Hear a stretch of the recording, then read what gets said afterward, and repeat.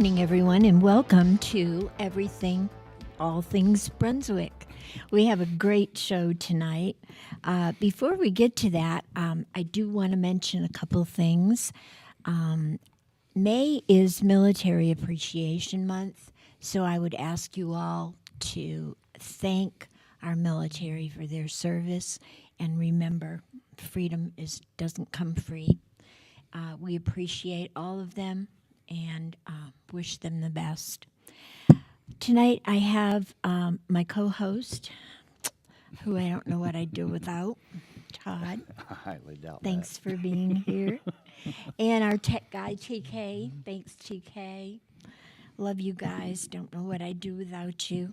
And we have a great guest, but I'm going to let Todd introduce him. Tonight we have Hal Weatherman. He's candidate for lieutenant governor and a friend of mine. And welcome, Hal. Thank you for coming. I'm glad to be here. Thanks for having me. Yeah. I've had a lot of people ask, what does a lieutenant governor do? Yeah.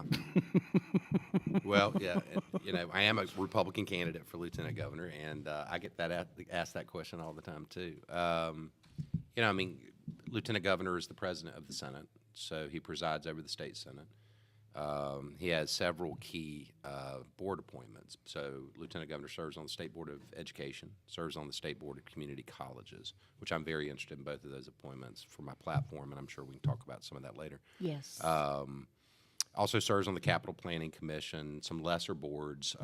He does serve as the president of the Energy Policy Council, which is one of those little-known entities, but it's very influential and important.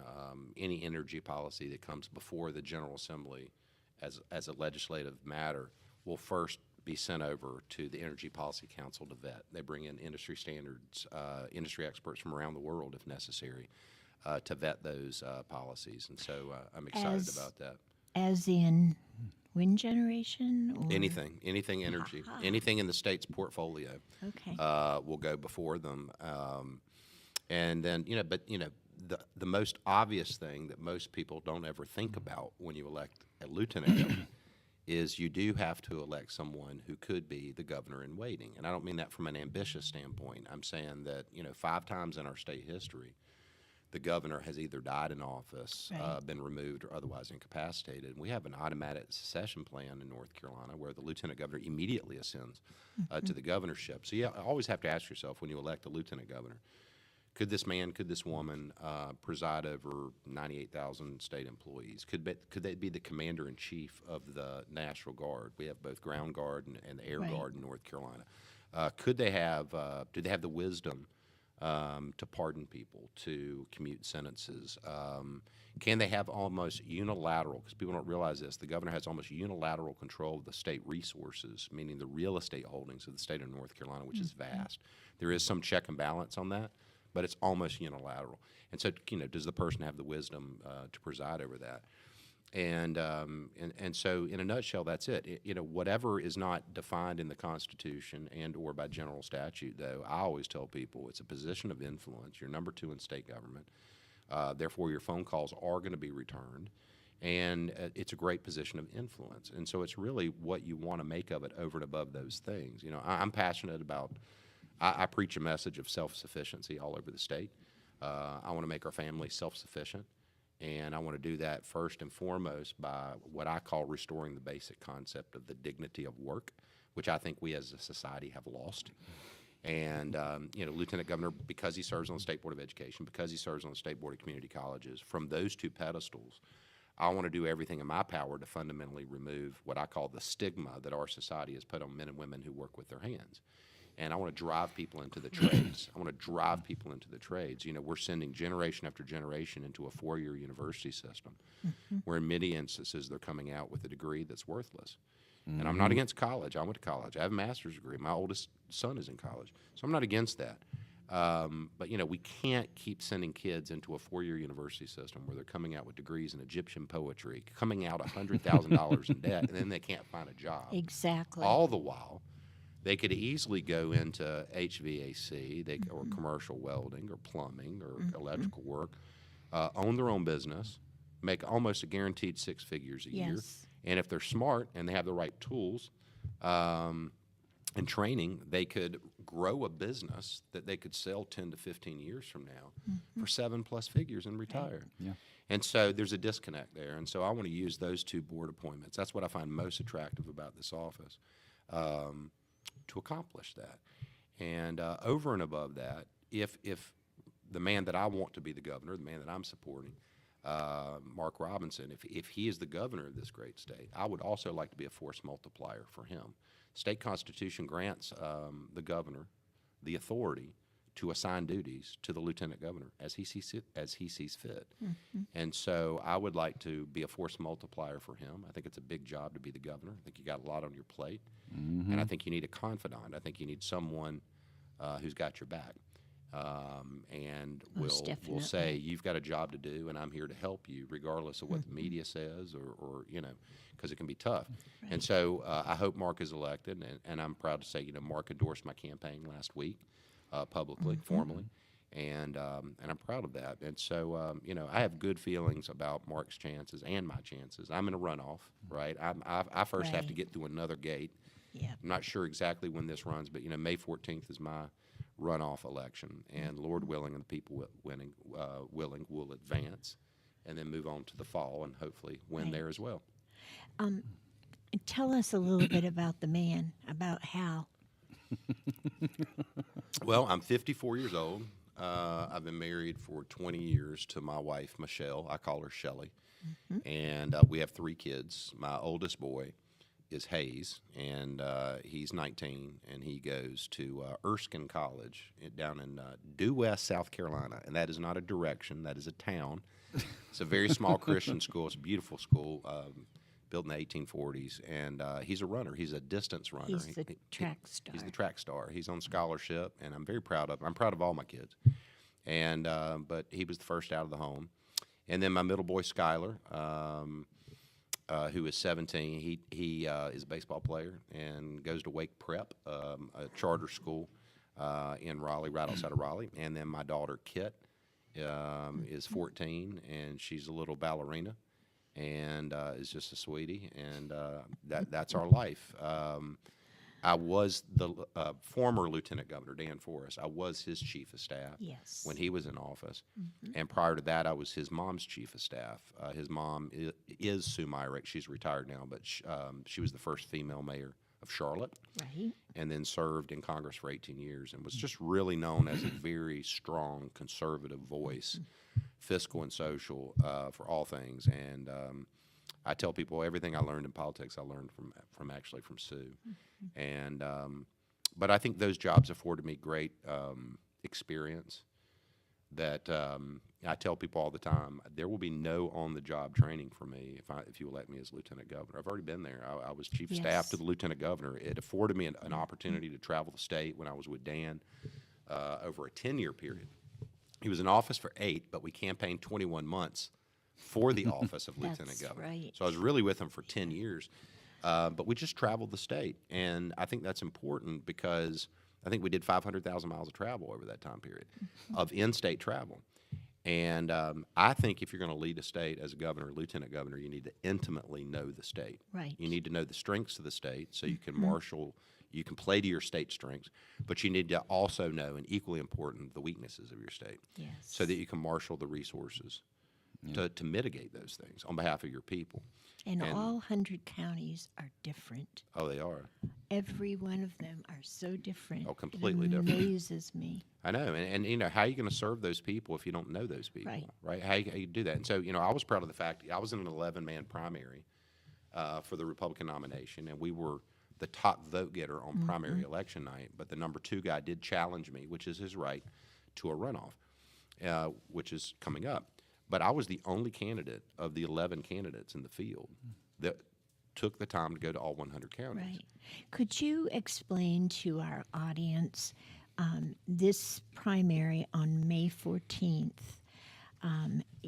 the second in light of the election, and there were 11, and it got down to the wire, and because he was second with the vote getting, Yeah. he gets to choose the runoff. So could you explain that to our audience? Yeah, it's a great question, and I get that asked all the time. Is because honestly, we have not had the last statewide runoff we had. Coincidentally, was 2012. Was Dan Forrest, Right. Lieutenant Governor, the race that I I ran. remember. So I don't know what that says about me, but I've been a part of 2 statewide runoffs, which are very rare. You're expensive. I'm expensive. I am. I'm telling you what. So in North Carolina, unlike other states, runoffs are not automatically granted. No. So it is up to the discretion of the second place finisher. If 3 or more candidates run in a primary and none of the candidates clock 30% of the vote, Right. then at the discretion of the second place finisher, he or she has the right to call for a runoff. I actually think it's 8 business days. It might be 10 business days, but they have a limited amount of time where they can say, you know what, I'm going to challenge to a runoff. And he did that, the second place finisher, even though we defeated him on election night. If you throw out all the candidates that were defeated that night, on primary night, and just look at my performance versus his performance on Right. election night, we beat him by 34,000 votes, which is a lot in an 11-man field. Yes, it is. And we defeated him in 80 of the 100 counties. And so I'm not going to lie to you, I kind of wish he wouldn't have, right? Because that would have been nice to have spent the next 2 months, the 60 days of the runoff, basically, regrouping, re-strategizing for the general, because my general election opponent has already been selected by her party, and honestly stockpiling cash, because this Right. is a multi-million-dollar race, and Yes, it so is. I don't think people realize, because it's such a short race, a truncated race, how exponentially expensive runoffs are. Per capita, per day that you're in the field, it's much more expensive than the primary was, because you have to target people at such a high degree to try to mobilize them to get out to vote, and you have no help. There is no lift above you on the ticket. Nope. Zero. Yeah. Right? The only show in town statewide is basically lieutenant governor runoff and the state auditor runoff, which is Right. below us on the ballot. So it's of no help to us to lift people out. So this will be a very low voter turnout, just the lowest of the low. It might be the lowest in state history. And so every vote matters. Every vote It counts. does, and that's sad. Yeah. Because if you look at it, it in one respect, you've already won. Okay, but here we go again. Here we go again. folks. Oh, Dan Forrest texted me on election night, and he was thinking about 2012. And when it was clear I was headed to a runoff, he texted me and said, "Does this feel familiar?" And I knew exactly what he was talking about. Like, I said, "Oh yes." And we had a little motto back then. We won, but we kept winning, but because if you remember in that race, we won the primary, but we had a runoff. Right. We won the runoff when we went to the general, and in the general on election night, if you remember, our race was too close to call, Exactly. and it gave our opponent 10 business days to call for a recount, and she took 9 days to call for that recount. Yep. And so when Dan actually won, we on election night we had hundreds of people gathered together, but we weren't declared the winner, and instead we went to a runoff. Here's how this works. On the 10th day. On the 10th day, she had until 12 noon. Her name was Linda Coleman. She was our candidate opponent back then. She had until the 10th day at noon. At 11:45, Dan and I were at the state GOP headquarters in Raleigh, and we were hungry. And so Dan said, "Let's go get something to eat." So we went out in the parking lot, and we're going to go to McDonald's to get a Big Mac. And I'm driving, he's in the passenger seat, and at 11:45, her campaign manager called me on my cell and said, "This is so-and-so." And I said, "How are you?" And he said, "Are you with Dan?" And I said, "I am." And he worked for Linda, and he said, "Linda would like to talk to him right now." And I said, "I'm going to hand the phone to him." Handed it to him. He said, "How you doing?" And she was very gracious, and she conceded right there on the spot. And so I could hear the conversation. So he hangs up the phone, and I'm like, "Dude, you're the lieutenant governor."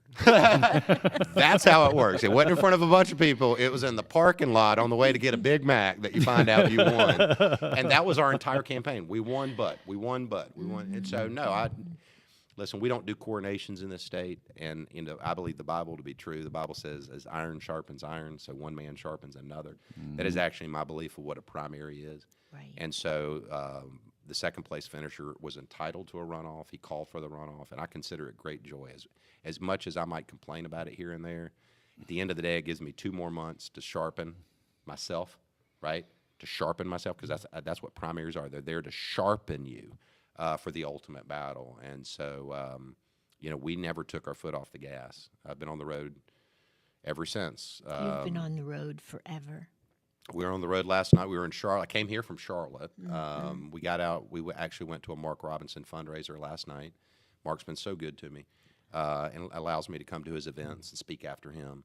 And so he let me close out last night, and we went long, or maybe I went long. I don't know. But we got out of there very late and too late to go home.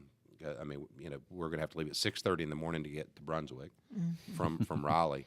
And but we weren't going to get, at the rate we were going, we weren't going to get home to Raleigh until 1:30, 2 o'clock in the morning. So we just stayed in Charlotte and came from Charlotte, and that's what it's like every day. I mean, it's just, Yes. it's just, and you can't predict it, and you live out of a car. And if I look wrinkled, it's because I am wrinkled. Because I'm literally, we pull whatever blazers if I'm wearing a blazer, whatever blazers in the back seat, that's what you pull out and you make do. And but again, I enjoy it. I really do. I love the state. Our greatest asset of the state is its people. Yes. And I get to meet with the people every day. So that's awesome. One of the best compliments that I heard in reference to you is you are a natural.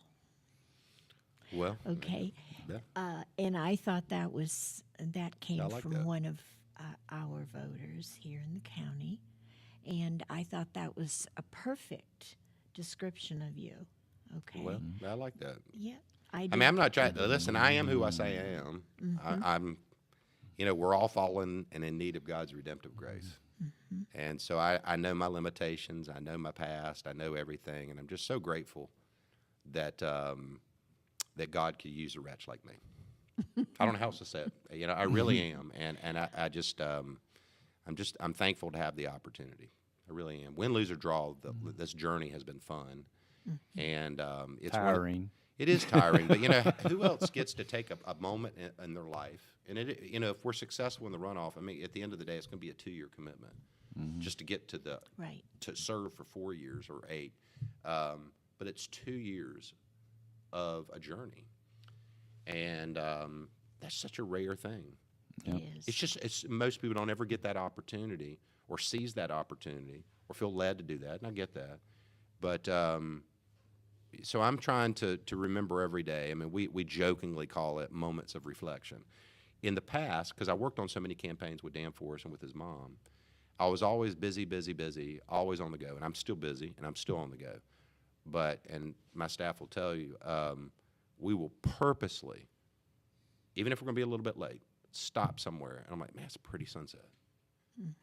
Man, look at that. Look, we're passing over a waterway that's not, I don't have in Raleigh. I'm like, stop. We're going to take a picture of that. And I think it's because I'm getting older and I'm realizing this is too special to just breeze through it. And you're a natural. Well, I'm trying to stop and smell the roses. Exactly. I really am. Appreciating our state. Yeah.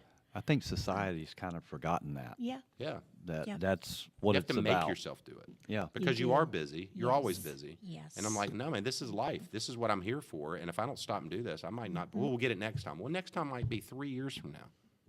That I'm in this place, and I don't want to do that. I want to do it right now. I'm not promised 3 years from now. Right. I promised today. None and of that's us it. are. That's right. I first met you when you were working for Dan Forrest.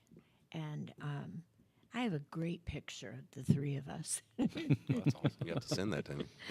Yeah. Anyway, I felt then the way I feel now, that when you pursue something, you give it all of you. Yep. And I think that is one of the things that people appreciate about you, Hal, Well, is I that appreciate it. and the responsibilities that you will take when you become lieutenant governor are some of the largest issues in our state right now. Oh, I would actually say in our country. Yeah. I really believe, and I Just look at college campuses. yeah, exactly. Listen, the things that are going to come before, I am an optimist by nature. Like I'm if you know me, I'm pretty happy. Like what's the word? Happy-go-lucky guy. Mm-hmm. I love life, but I have a very pessimistic view of our future as a country right now. and it bothers me tremendously. As do I, yeah. And I really think the salvation of this country, other than Jesus, the salvation of this country is not going to come out of Washington, D.C. No. It is going to come from the states. It's going to come from limited government, constitutional, conservative governors and lieutenant governors that stand up and start pushing back. Right. And so I actually think the issues that will come before the state of North Carolina, I don't think the average citizen in North Carolina is thinking the way maybe I'm thinking right now. And maybe that's good or bad. I don't know. I think dark days are ahead of our country. I really agree. And on that note, we need to take a break and pay a few bills. Gotta do what you So do. stay with us, folks. We'll be right back.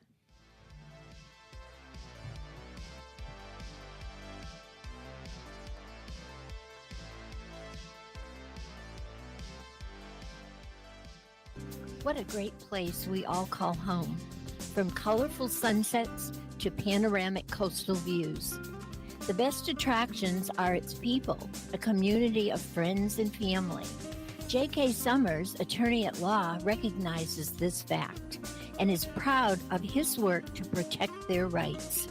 Put your trust in him to prepare wills and trusts, real estate transactions, contract and LLC creations, and criminal, traffic, and civil matters. Visit oakislandlaw.com or call 910-253-5572. J.K. Summers, attorney at law. Veteran Awareness sponsored by You Are Not Alone. Today's veteran homeless rate is approximately 19,750, and the numbers are declining because of the various veteran programs. If you are a veteran you know is homeless, please call 877-4AID-VET. This is a confidential and toll-free call. From this veteran to other veterans, please be there to help our brother and sister veterans. Again, the number is 1-877-424-3838. And thank you for your service.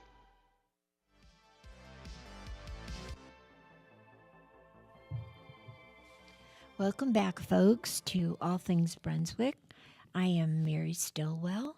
Today, my co-host is Todd Osborne, and we have a great guest for you, Hal Weatherman, who is he is a candidate for Lieutenant Governor for the state of North Carolina, and we are very happy to have him here. Happy to be here. I would like to ask a question about, I think one of the concerns of probably just about every parent in this state and possibly the country is what I refer to as the gender crisis. Mm-hmm. We have teachers that are teaching children things they shouldn't be, I guess. I don't know how to put that, but I had one little girl say to me that her math teacher told her that it was okay to be gay. Right. And first of all, math teacher put up the red flags, and then second of all, I don't know. I couldn't even think after that statement. Well, But in your position as lieutenant governor, yeah. tell us how would you handle that? What would you do? Yeah, well, I mean, first of all, you're 100% right, and it's not just in North Carolina, it's nationwide. It's dangerous. I mean, we're in a dangerous spot in our society right now, because if you actually look at what we're asking, people are now, we used to debate Republican versus Democrat. We used to debate conservative versus liberal. Now we've evolved so much further than that. We're actually debating what is truth. Right. There is no more absolute truth in our society today. It's all moral relativism, which is a dangerous, slippery slope as a people. When you are questioning what is a woman, right, for instance, you're in a dangerous spot. And so I want to get all the politics out of the schools. So if I am elected lieutenant governor, again, I'll serve on the State Board of Education. So as it pertains to what's in the classroom, I'll be intimately involved in that. And so I don't like all these three-letter acronyms that some of the school systems are doing. DEI, diversity, equity, inclusion. Another name for racism. Well, reverse racism, sure. CRT, critical race theory. You know, those I'll use those two examples. There's no place for it in the classroom at all. No teacher should be asking my 3 children what pronoun they want to go by. Exactly. The proper name to call my children is the birth name given to them by their mother and father, period. When a teacher is asked a hypersensitive, sexually charged question about gender fluidity or sexual orientation or all of the things, what you're asking, the proper reply is, interesting question, go ask your mom and dad. Exactly. Punt it, move on. That is best handled in the home. Our schools need to get back to basics, reading, writing, arithmetic, civics, social studies, the basics, and get out of the hypercharged political things. I call it the sexualization of our children. That's what I'm seeing happening in our society. I think Mark Robinson, as Lieutenant Governor, has done an amazing job highlighting. He created that Citizens Task Force where any parent could report in, because you're right, it might come in math class. It's not necessarily a curriculum. It's pieces of a movement, of an ideology that's being introduced piecemeal, which is very insidious the way it's coming into the system. And he created that pipeline of knowledge, right? But now we have to root it out. DEI would be one example, diversity, equity, inclusion. You know, DEI was never passed by the General Assembly. It was not put into the classroom by order of a judge, by the will of the people, by referendum or anything like that. It was put into the classroom by Governor Cooper himself by executive order. By the stroke of a pen, I hereby create the Office of DEI in the Wake County school system. And then he put cancer in our system. And now it's metastasized all over the state and the country. And the country. And so, you know, what I would like to see is a Governor Mark Robinson. If DEI was put into the classroom by executive order, it could be taken out by executive order. And by executive order, just remove it, cut it out and get rid of it and get back to the basics. So some of the pornographic material, literally pornographic material, XXX material, are in some of these books that are going into the school systems. And it's not appropriate. It's not appropriate for any age, certainly not in an educational environment. While we have Drag Queen Story Hour on school properties that you have around the state, there's no redeeming value to that. It does absolutely nothing to better the child. It's sexually inappropriate. It's age inappropriate. And there's no redeeming value to it. I mean, how does that prepare the child to live in the world and to do these things? And why they think that's appropriate, I don't know. So, yes, I'm a conservative and a traditional value conservative, and I just don't agree with that. But I just want the schools to go back to basics.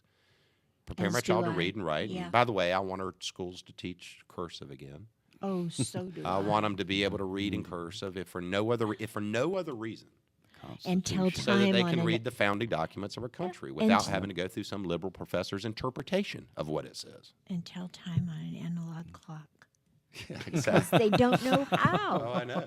Listen, I'm with you. I've got 3 teenagers that grew up in a different world. And I can't believe that. I know. And that's one of the things that's getting me. My wife's CFO of a university, private university here in North Carolina. And they spent, I think in the past week, about 4 hours in meetings discussing what to do about all this anti-Semitic protesting and everything that's going on at these other schools and all. And I said, it's real simple. When it starts, shut it down. Yeah. You know, if they're protesting and that's all they're doing is using their First Amendment rights, that's fine. I said, but as soon as they call for the end of Jews, they're violating their civil rights by their protests. Yeah, I mean, it's documented now on some of these campuses. They're actually standing in front of the kids, blocking their access to classrooms, physically assaulting them, or in effect trapping them in places, which is a form of kidnapping. And so, listen, here's the context. Everything happens in context. We live in a country now that under the Biden administration, the complete collapse of our southern border, deliberate. I totally believe that. Hundreds of thousands, if not several million, able-bodied, military-aged men, many of them from countries that commit terrorism against the United States, have streamed across our border. Yes. And then simultaneous to that, you start to see these protests on college campuses. And they're already pointing out when they do get arrested or they get apprehended or whatnot, most of them are not students. And the media, it doesn't even go far enough. They will point out, well, 90% of them aren't even students. They're professional agitators. I want to stop for a minute. Don't buy into that. If a military-aged man that is not a U.S. citizen is on a college campus in front of Jewish people threatening to annihilate them while simultaneously wearing a Hamas headband, why would you assume they're some kind of political agitator? I'm going to call them for what they are. If they're acting like a terrorist, start thinking about, is this a dry run? Are they testing our capabilities? Are they testing our response times? Our resolve. Our resolve? What happens when these things start to turn truly violent? More violent than what they are now, when weapons are involved and things of this nature. And they will. And they will. And That's I exactly see that right. coming. Prepare. I do too. I think everybody does. And that's why they're so offended by some of these college, university chancellors or whatnot. That won't do anything. Who are appeasing it, tolerating it. I will say this. Lee Roberts, the interim chancellor at Chapel Hill, of all places, Lee's a friend. Lee served in the McCrory administration. He's a good man. He's actually the son of Cokie Roberts. Y'all remember Cokie Roberts, ABC News? That's her son. Good for him. If you saw when they pulled down the flag and the frat boys went out there and protected the flag, good for them. But Lee Roberts as chancellor, unannounced, just walked out there and took the flag, and he flew the U.S. flag and put it back up. We need more chancellors like that. Yes, Exactly. Absolutely. You got to have a pair.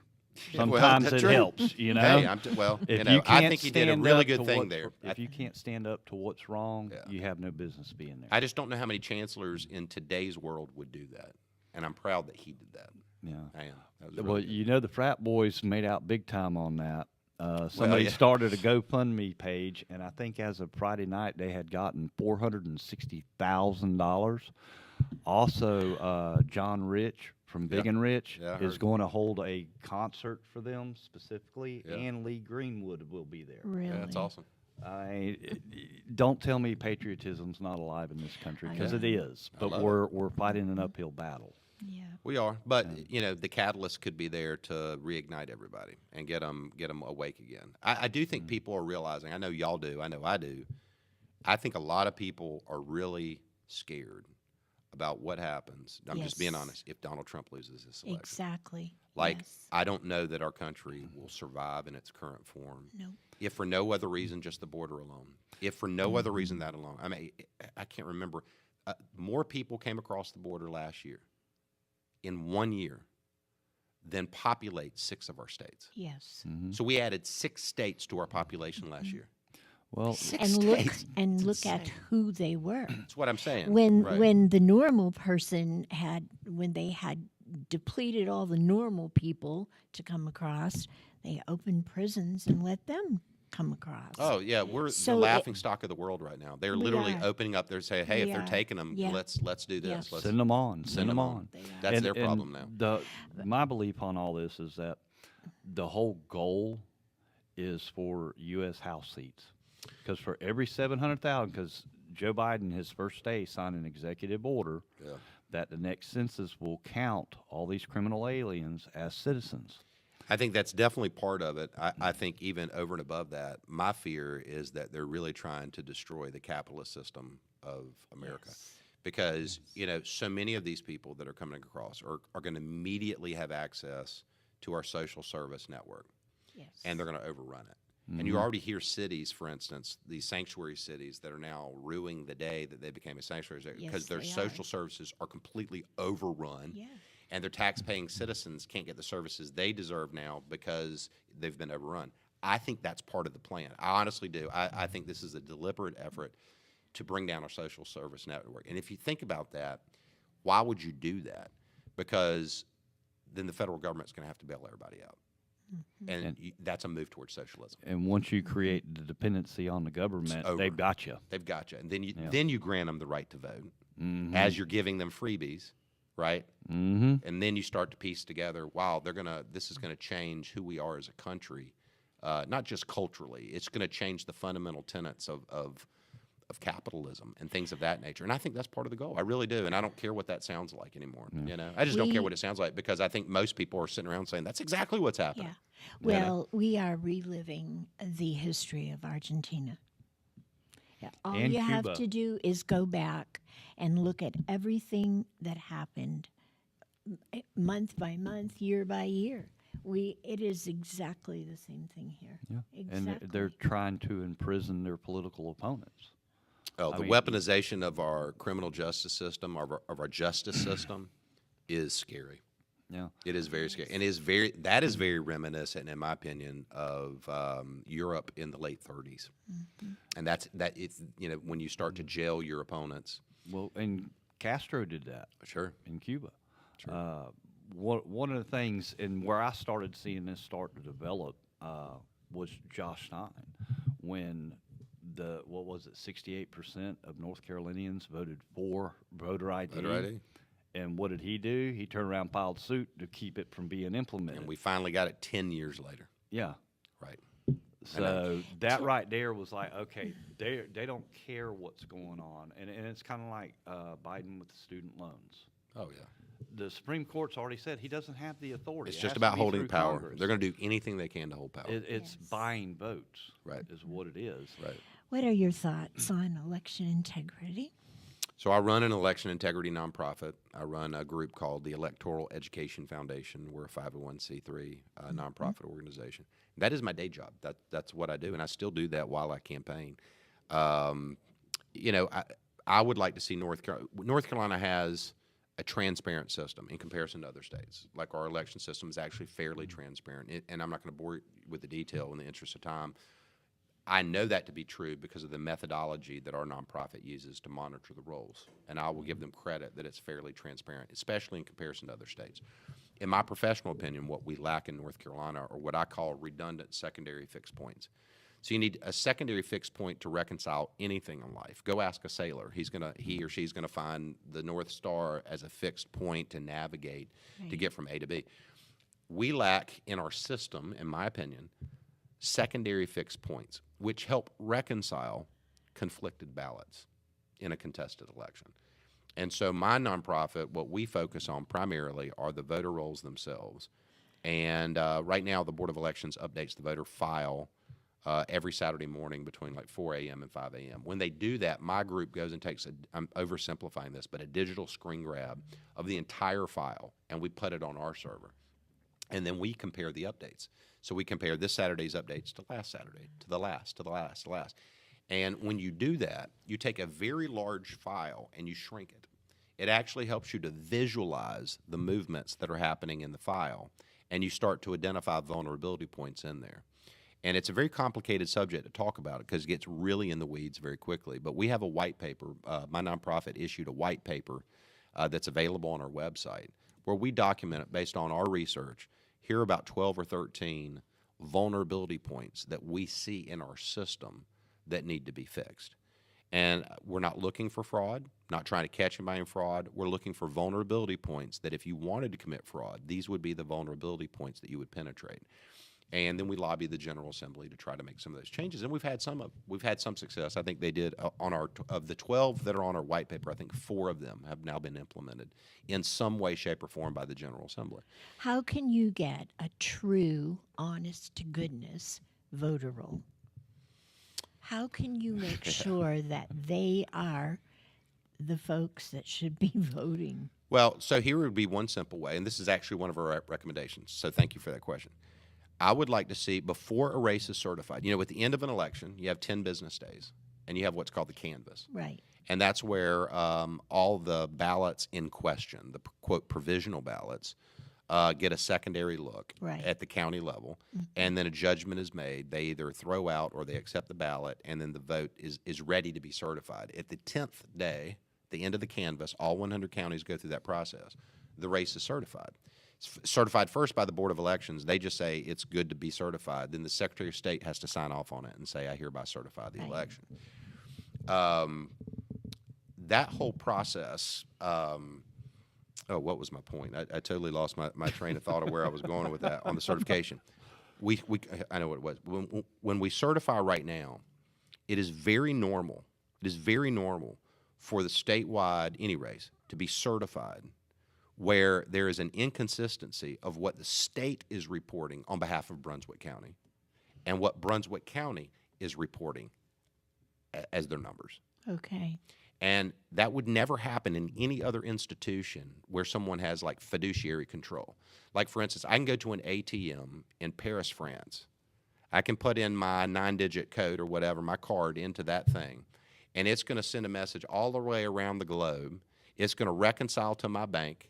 It's going to find my routing number, my tracking number. It's going to identify me out of the 310 million people in this country and say, that's the guy, that's his bank account. It's going to pull that money out, transmit it all the way across the globe, bring it out of that machine to the penny. Mm-hmm. Our election system is not run that way. My question is, why? Exactly. And so the number one thing that you should be able to do is no race should be certified in North Carolina, especially statewide, until the county and the state who's reporting on behalf of the county reconcile their numbers. Yes. Period.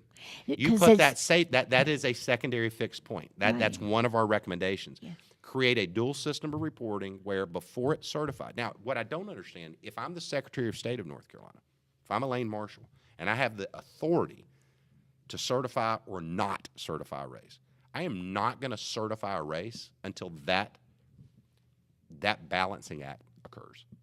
I'm not going to put my name on that. Right. Brunswick County says 10,380 people voted, and the state says, no, Brunswick County had 11,200. Mm-hmm. On which set of numbers are you certifying that race? Exactly. So they should reconcile to the voter, and that should be done before we certify any race. That's one of our policy recommendations. It's as simple as somebody being deceased. Because the family, that the last thing on their mind is to contact the BOE and say, my husband died or my father died, okay? That person can stay on the voter rolls for years. Yeah. And unless somebody is checking that out, and there he is. So, and that brings to question how many other things remain, you know? Oh, trust me, yes. I We could do a mean- whole show on election integrity. Oh, yeah. You know, we should do that sometime. I'll come in and I'll open up a white paper and go through every I'll- one of them. I'll call David and I'll have you and David in. Oh, David's an expert. He is. Major Dave is our vice president, and he conducts all the research, and he has a researcher's mind, and that's what you need. You actually have to start, you know, and law enforcement does this all the time. Start with pretend like you're a bad guy and you want to commit fraud. Mm-hmm. How would you do it? What would you need to do that? When you start from that, then you go through and say what vulnerability points would have to exist in the system for us to Right. exploit that. And that's how you build your case of where do we need to put vulnerabilities in there. Right. And so, yeah. But And that's how we would deal with the certification issues, would be first just mandate it into law that you can't certify. I'm not saying you can't certify the race. I'm saying you just can't certify it until these numbers balance. Well, to the penny, to the voter. unfortunately, this And is one of the things- such an important entity of what happens in our county, state, country, when it comes right down to the wire. Yeah. And if we can't get this straight, I mean, we're lost. I agree. I mean, it all falls apart without, if people lose trust. The thing is, if you just lose trust, if the people lose trust in the system, it falls apart. Yeah, Because it's built on trust. right. And so, yeah, you know, things like the photo ID, you need a photo ID to buy cigarettes, to buy beer, to rent a car, to buy a car. I need an ID to board an airplane. I need an ID. I need an ID to access Social Security, Medicare, Medicaid, welfare, VA. I need an ID to get into the governor's mansion, by the way. You need an Right. ID to be treated at a hospital. Sure. I But mean- I don't need an ID to vote, I know. It's right? ridiculous. And by the way, if it's racist to provide an ID to vote, then it would be racist for all those other things I just that listed. does not make Where's the one- protest? No, that makes no sense. No sense whatsoever. By the way, I think it's how racist is it? How racist? How did they get away? How did Democrats get away saying that we can't do a photo ID because the African American people will be disadvantaged by that? How? That they don't know how to get an ID. How racist of a statement is that? I know. That they are making. It is unbelievable to me, and I they get away know. with it. And I I'm just, know. you know, it's a horrible thing. Well, And, the media helps them. Well, sure. You know, You know, Well, of that's course they do. that's the big part of it. Is the media helps them out with that a lot. Yeah. right. Well, listen, And- I think a lot of these cultural things, a lot of these cultural battles will be solved, or will make great strides in solving them, in bridging the gap with, in the media in particular, when Mark Robinson is elected the governor. Well, that is our hope. Our hope is that we are going to have the right people in place to make a difference. And on that note, we must pay some bills. Yep. We'll be right back. You could be here.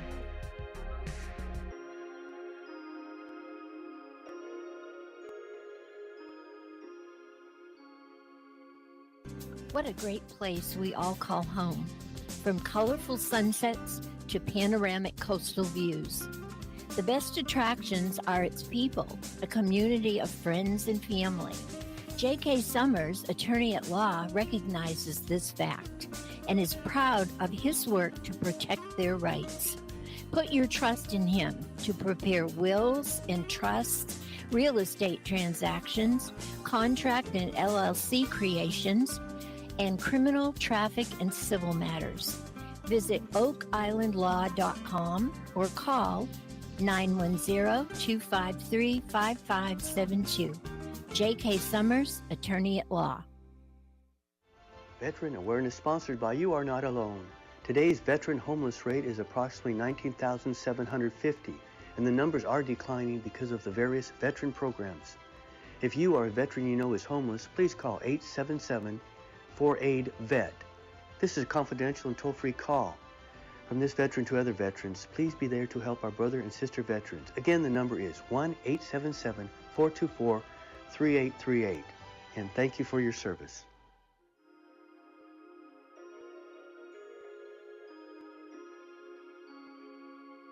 Welcome back, everyone. All Things Brunswick. We're here with Hal Weatherman, candidate for Lieutenant Governor. And this has been fun. This time is flying by, and we've covered a lot of ground. Yeah.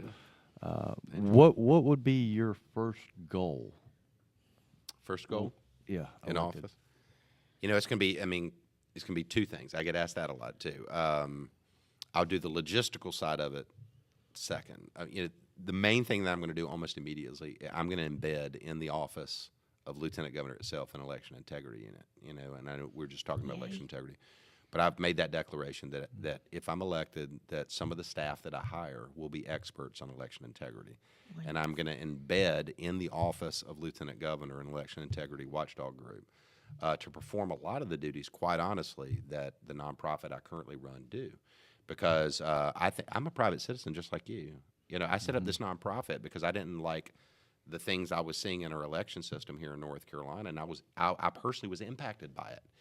And so I wanted to do something to leave it better for the next guy. But the reality is that burden should not fall on me, nor should it fall on you. If the state wants to have clean elections, they should provide that. And so I'd like to do that, number one.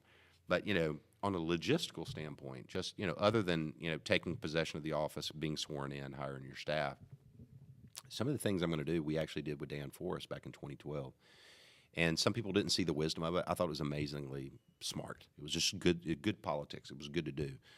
I'm going to contact the governor and say I would like to, over the next 6 months in office, I would like to go through every agency in state government and personally introduce myself to every state worker. Awesome.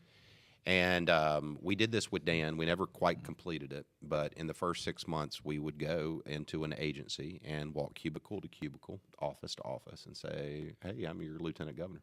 Great. And I know it sounds a little, people are like, that's stupid. Not stupid at all. No. We had, I won't embarrass the man at all.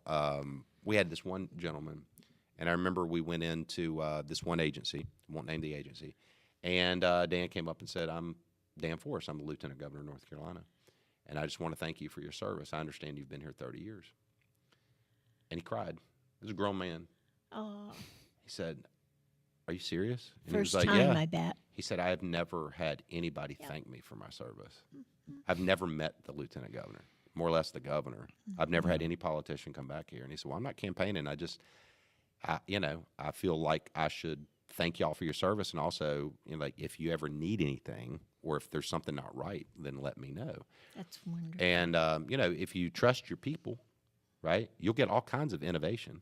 You'll get all kinds of ideas. Who knows better than the people on the front lines? But you got to open a line of communication. I'm going to do that. I'm going to do the same thing politically with the General Assembly. I'm going to go over to the General Assembly early in my term if I'm elected and go office to office and meet Republican and Democrat and meet with them and say, here's who I am. Here's what's important to me. These are the projects that I'm going to try to accomplish in the 4-year window that the people and God have given me. What's important to you? What makes you tick? And just kind of build some kind of rapport, because I think we've lost that in society today. Yes. How dare you go into Democrats? Like, no, I'm absolutely going to do that, because they're still a person. They're still made in the image of God. And I'm going to go in there and I'm going to say, here's the things that's important. Because there might be some places that we would agree. And if there are, then I want to know that, And so I think that's a very smart thing to do. And Dan Forrest did that, and I thought that was very wise. And so, I'm going to set up long-term thinking. When I get in, I'm going to say, if God bless me with this, maybe he'll bless me with another term, or he'll bless me with something down the future. So I'm going to come in and try to build infrastructure within the government itself to accomplish things. That's great. I wanna We've accomplish lost things. that. We've lost it, yeah. It's not just about giving speeches. I just No. don't want to campaign, give speeches, get in office, and do nothing. Right. And so, you have to work within the system. If I'm elected in the system, like, on the state school board, I'm going to go to the meetings. Good. When I'm the president of the Senate, I'm going to preside over the Senate, because that's what the Constitution says I'm supposed to do. So I'm going to do that. I'm going to be vested. I'm going to be president. It's like, when I go to things, when I go and give speeches and whatnot, I don't have my phone out. Why? Because I'm with you. I want to be present with you. And so we've lost that. Yes. We've lost that in society now. Who wants to listen to someone who's reading something? Nobody. Well, and we've lost we don't talk to each other anymore. We talk at each other. Oh, Each yeah. other. And We don't even talk. We keyboard each other. Yeah. truthfully, yeah. But I think going around, I think it's a wonderful idea. As retired state employee, Yeah. That's one of those things to where you get more with honey than you do with vinegar. Yeah. Kind of things. You'll learn more too. You learn from your people. Yeah, they'll tell you. You know who they are. You give them the tools they need to do their job, and Right. let them do their job. Yeah. That's right. And Before we go any further, Hal, please tell our audience where they can go to find out more about you. The easiest is my website, which is my name, Hal Weatherman. Hal Weatherman, just like it sounds, just like partly sunny, better days ahead. Weatherman, HalWeatherman.com, and my vision. I call it a vision statement. It's on there. Why I'm running. The About Me section is my bio. You can see my family and all the policies that I'm lifting up. Super. Yeah. Yep. HalWeatherman.com. Or you can find me on all social media outlets. I'm on Facebook all the time. We chronicle our travels on Facebook. And I want I people follow to be you. part of that. That's how come I know your oldest is a track star. Yeah. Yes. And today is my dad. If you follow me, today is my dad's 80th birthday. Yes. oh wow, so- happy birthday! I know. Happy birthday to my dad. And we're going to be up in Surrey County, where he lives, Elkin, North Carolina, this weekend, celebrating both Mother's Day and his 80th birthday. I love that area. Oh, it's beautiful. I love that area. It's That's where my heart beautiful. is. That's where I'll Yeah. that's where I'll be buried one day, and I'm sure I'll retire there one day when at some I point. have friends in Dobson. I was just in Dobson. Were I was in you? Dobson yesterday. I was in Dobson yesterday. I was in Dobson yesterday at a lunch meeting. And of course, you can't go to Mount Airy without thinking about Andy Griffith. Andy Griffith, sure. So, Oh yeah. My mom and dad knew the original Floyd, the real Floyd. really? And I met his son. I can't remember his real name, but we were in Mount Airy recently and went into the Floyd's barbershop, the Oh, real yes. Floyd's barbershop Yeah. that's been there. Andy Griffith got his hair cut there. Mm-hmm. And I walked in and said, Hyatt, his last name's Hyatt, Bill Hyatt. And I remember, and I said, well, I know your father. My mom and dad knew your father. I didn't know it was him. I said, my mom and dad knew the real Floyd. And he said, well, the real Floyd was my father. Oh. And I said, my mom and dad knew your. Yeah. And so anyway, he didn't even know I was a candidate. So I'm sitting there talking, and sorry to ramble on this, but you'll love That's this. okay. And he said, well, I'm his son, and I'm the proprietor here now. And he said, what do you do? And I said, I'm actually a candidate for lieutenant governor. And so we got to talking all that. He's very conservative. And he said, I want you to sit down here, get a picture. And so I sat in one chair. He said, no, I want you to sit in that chair. And I said, this chair not good enough? And he said, no, I want you to sit in this chair. Aw. And so I sat there and we took the picture. And when we got done taking the picture, he said, so my father had a tradition that every governor since I want to say it was in like 1980 has sat in that chair Really? when they came by to get a picture. And I wanted you to sit in that chair because who knows, maybe one day you'll be the governor. There you go. And I wanted to get your picture in that chair. And I thought that was the There you coolest go. thing. Now, I didn't even know it when he took it. He said, no, you need to be in this chair. And so I texted Mark Robinson. Of course, Mark, is bald. I texted Mark and said, next time you get your hair cut, you need to come up here and sit in Bill Hyatt's chair, but make sure it's the right chair. Yeah, I don't think he liked that. But I'm serious. He does need to go do that. So, and I'm going to get on him to go up there and do that. So. Oh, my. Well, he can still get a He shave. can get a shave, whatever. He knew what I meant. I'm like, get up there and sit in that chair, man, because, they're good people. I have a question for you before we call it a day. And I would like to know what advice you would give to each and every one of our listeners when it comes to a difference they might make for our country. Well, I would say, my advice is meaningless. The Bible's advice is true. And the Bible is very clear that you are to pray for those in authority, period. It's the biblical admonition of what we are to do as people. One, if you want to heal your land, don't look at other people, right? If the people called by my name will humble themselves, right? Basically look in the mirror and look at you and get your life right. Mm-hmm. If you do that, you'll start to change society. Then God will hear your prayer and he'll heal the land, right? That's a paraphrase, but that's the admonition. And as for the people that are in authority, regardless if they're Republican, Democrat, whatever they are, you are to pray for them. And, I believe in government at all levels. I believe government is God ordained. I believe that the institution of government is God-given, just like the institution of family is God-given. Right. And it's there to provide order and security and peace, if for no other reason, so that the gospel of Jesus Christ can be openly preached. That is what it's here for. And so pray for your people pray for wisdom. I pray for Roy Cooper. I disagree with him, but I pray for Joe Biden. I pray for his family. Mm-hmm. I pray for wisdom, right? And so, and I think we as believers, a lot of times, we're conservative politically, and sometimes we elevate the politics over what the Bible says to do. Yes. And so when people are losing hope, which I totally understand, when people are like, oh my gosh, the end of the world's coming, whatever it is you're thinking, remember, God reigns supreme. God is sovereign. Yeah. God is working in the affairs of man. And but he desires certain things. He doesn't need us. He doesn't need me. He doesn't care my pedigree, my background, my experience, my failures, my successes, whatever talents he doesn't care. He doesn't care about any of that. All he wants is for you to have a servant's heart. He wants you to stand. Yeah. And the victory is not ours. That's the other thing. The victory is not ours. And I hear that from conservative believers all the time in politics. We have to win. No. Mm-mm. That is not what you're called to do. You are called to stand. And it's hard enough just to stand in this world when everything's against you. Just stand. The victory goes to God. He just wants you to stand. Yes. And so pray. Pray and stand. And you'll know when the time to stand is. Right. You'll know it, and you'll know you have a choice, and you better act appropriately when that time comes. Yeah. Yep. And be true to yourself and own it. That's right. Exactly. I cannot thank you enough for joining us today. We've had a wonderful show. I've enjoyed it. I was thinking, I choose some shows that I do to be a rerun. And they have to be quite special to do that. And I have to tell you that this definitely is one of them. Nice. But we do invite you to come back whenever you Anytime. wish. I would love it. Yep. And I will. And we would like that very much. Be fun. So, and Todd, thank you.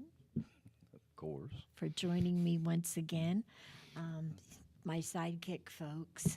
And TK. Troublemaker. Not. And please join us again next week. We will be at the Boiling Spring Lakes Police Department where we are going to do a remote as they dedicate the building to my friend Mitch Prince, who died in the line of duty in 2005.